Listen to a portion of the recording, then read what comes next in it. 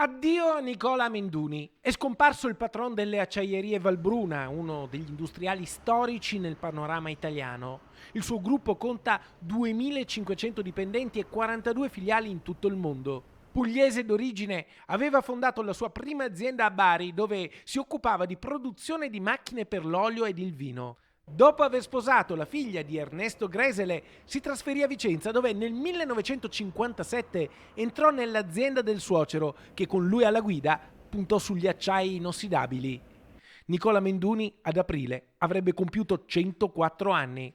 Stiamo parlando di un grande vecchio, di un grande saggio del Veneto, una persona che ha fatto grande il Veneto, una persona che ha dato lavoro e sta dando lavoro a migliaia di persone, che io ho sempre incontrato in ufficio, 103 anni, sempre in ufficio tutti i giorni, e penso di averlo sentito quasi tutte le settimane in questi anni, e quando vedeva che ero in difficoltà, magari con il Covid mi chiamava eccetera. Purtroppo il Covid è stato il suo contro fatale, però voglio veramente ricordare questo grande uomo che è stato anche un grande filantropo, ha donato molto alla sanità del Veneto, è sempre stato a disposizione per i progetti innovativi e quindi ci tenevo di ricordarlo veramente fino in fondo. Uomo di impresa, ma anche uomo del sociale, uomo della solidarietà.